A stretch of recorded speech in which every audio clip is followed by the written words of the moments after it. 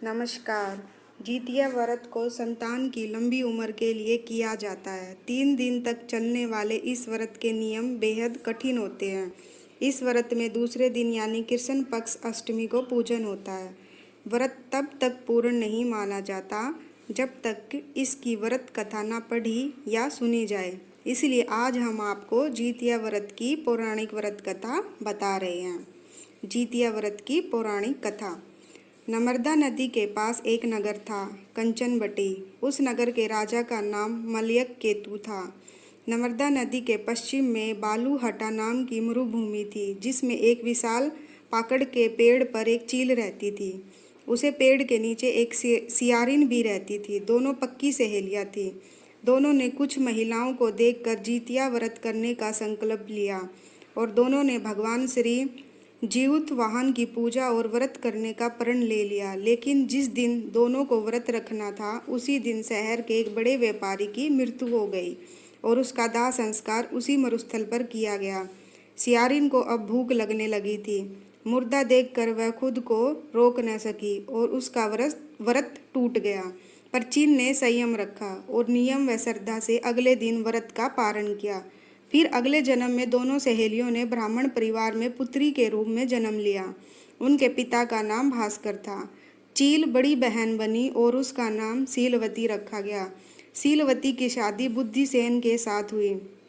सियारिन छोटी बहन के रूप में जन्मी और उसका नाम कपूरावती रखा गया। उसकी शादी उस नगर के राजा मलाय केतु से हुई। अब कपूरावती कंचनबटी नगर की रानी बन गई। भगवान जीउतवाहन के आशीर्वाद से शीलवती के 7 बेटे हुए, पर कपूरावती के सभी बच्चे जन्म लेते ही मर जाते थे। कुछ समय बाद शीलवती के 7 पुत्र बड़े हो गए। वे सभी राजा के दरबार में काम करने लगे। कपूरावती के मन में उन्हें देख ईर्ष्या की भावना आ गई। उसने राजा से कहकर सभी बेटों के सर काट दिए।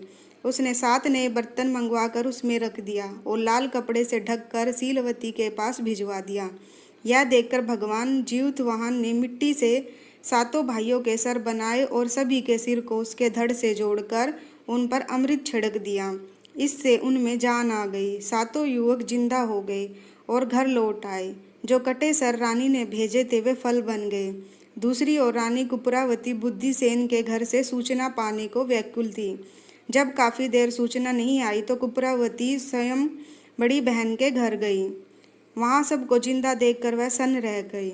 जब उसे होश आया तो बहन को उसने सारी बात बताई। अब उसे अपनी गलती पर पछतावा हो रहा था। भगवान जीउतवाहन की कृपा से शीलवती को वह कपूरावती को लेकर उसी पाकड़ के पेड़ के पास गई और उसे सारी बातें बताई। कपूरावती बेहोश हो गई और मर गई। जब राजा को इसकी खबर मिली तो उन्होंने उसकी जगह पर जाकर पाकड़ के पेड़ के नीचे कपूरावती का दाह संस्कार कर दिया। जय श्री हरि। कथा संपन्न हुई। जय श्री हरि। राधे राधे मित्रों।